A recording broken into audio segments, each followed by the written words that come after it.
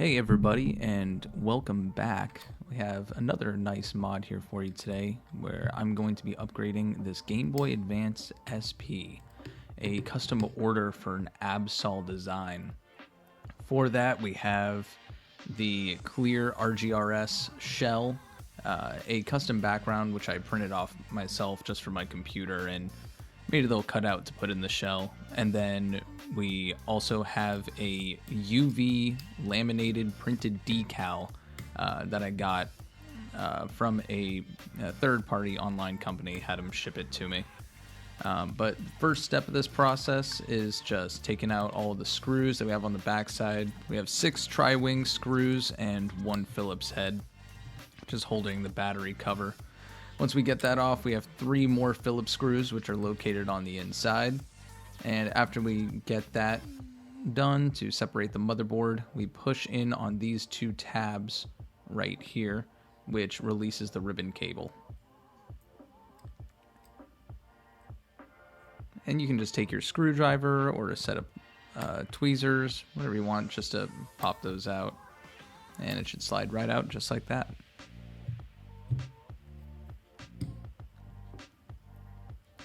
And don't forget to take out your speaker, as well as the little film in there, the little microfiber film that protects the speaker from getting a gunk in it.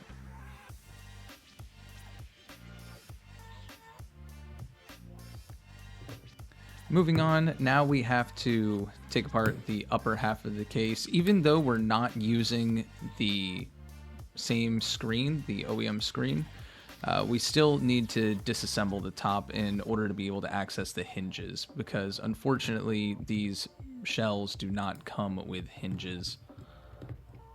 So you have to pop out those rubber bumpers there. They are a pain in the butt, but since we're not reusing them, you can just drive them out. Then there are 5 tri-wing screws, and I forgot this little screw on the underside. It's a long Phillips head. It basically just holds onto the ribbon cable cover, which is located on the hinge.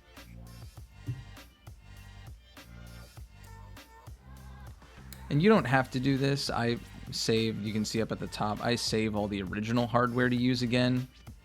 All of these kits do come with hardware, but I don't know. I just like using the originals.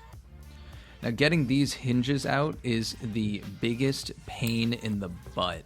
Probably my least favorite part of working on SPs. This was the longest part of the entire process. I've seen where people say, oh, you have to close it first and then push the hinge out. Or you have it open, pop it out halfway, then fold it closed and pop it out the rest of the way. It doesn't always work. Sometimes you just have to play with it for many minutes before you find the sweet spot. Now, though, that we have the hinges out, we can move on to assembling our new screen.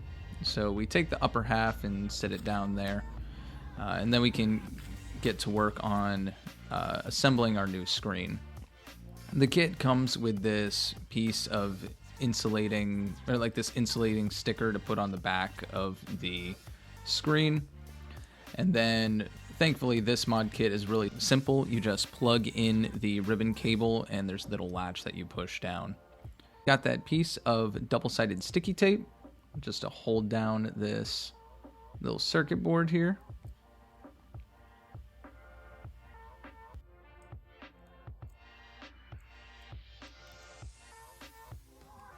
And that looks good. So then we have to be sure that we are twisting the ribbon cable in the same manner as the screen that we took out. The one that we took out, the original, will still be holding its shape, so you don't have to worry about, it being deformed. You can just use it as a reference. Then what I'm doing is, that is the little printed off card that I got, and I just decided to put it in there. It gives it a nice background to the art that's on the cover. You can see how nicely that's coming together. Then we just have to reinstall those 5 tri-wing screws. You can see I put the little piece of plastic that comes on the screen, like that new peely plastic. I just like to put that back on. So now for the soldering. All we need is to put a little solder ball on the ribbon cable. There's a spot for it. I like to just push the solder into my iron, and then I use my left hand to grab the wire and orient it.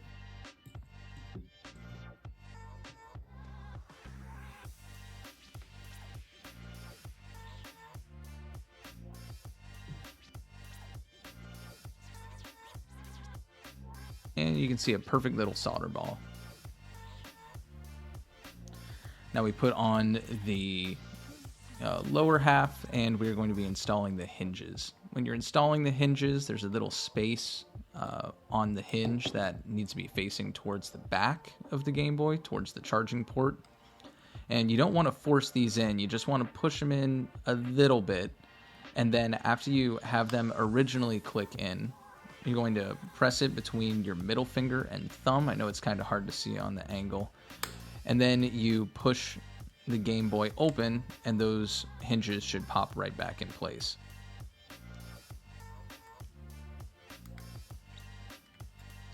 Once those are installed, we can put in our ribbon cable cover after we've fed through the ribbon cable and the wire.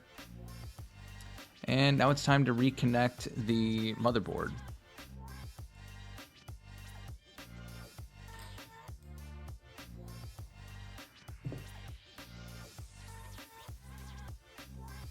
And then I found this, holding it in this configuration is kind of the easiest way to put that ribbon cable back in there.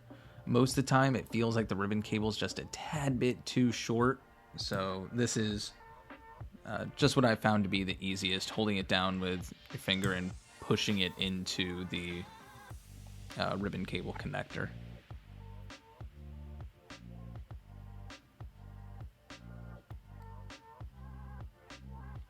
And then now we are just putting a little bit of solder onto the Q12B spot there. And that is where we are going to be soldering our brightness adjuster to. If you are doing this and you don't want to deal with any soldering, you can just skip this step, and you don't have to do any soldering at all. Just plug the ribbon cable in, but you'll lose the ability to change different color palettes and adjust your brightness as well. Now we're almost done. We just have to install our speaker back in, which is really straightforward, and then pretty much close up the Game Boy and put on our stickers. One thing I like to do though is you'll see that I'm kind of adjusting with my thumb there. That wire that we just installed, I am using my thumb just to kind of push it back and be sure that it's not caught between the rubber membranes and the buttons. There's no real issue if it does. I just think it looks cleaner, and you know, I don't want there to be any issues in the future. You can see I'm adjusting it again with the tweezers here just to be sure it's really out of the way.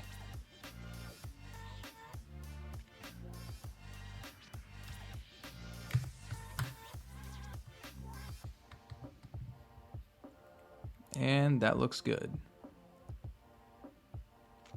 So now we're going to screw our motherboard back down, reinstalling those 3 Phillips screws.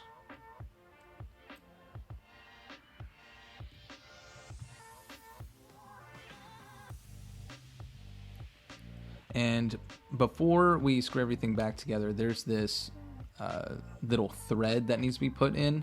This is for the battery cover, and it's kind of a pain to get in there. You really have to like force it in with like the back of the tweezers or a screwdriver or something. You really just have to line it up, be sure you got it good in there.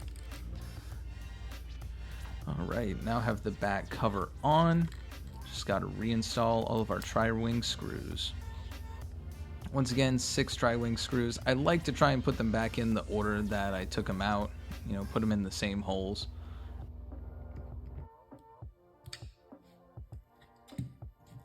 All right, and the battery goes back in. Pop on the battery cover.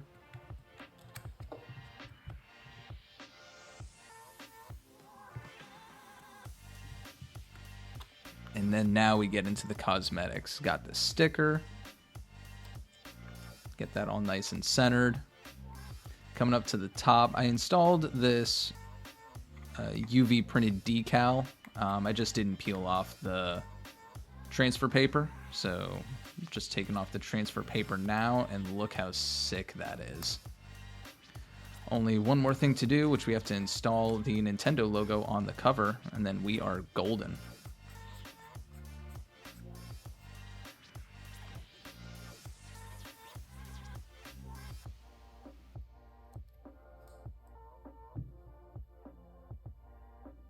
Just centering up the Nintendo logo, get a little close up of my head.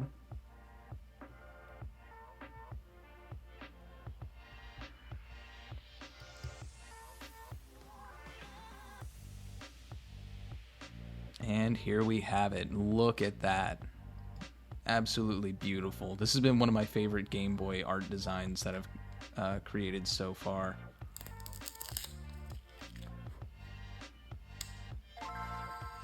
There we go. IPS upgraded Game Boy Advance SP. If you would like to see any more Game Boy mod videos or any other videos like this, please like, comment, and subscribe.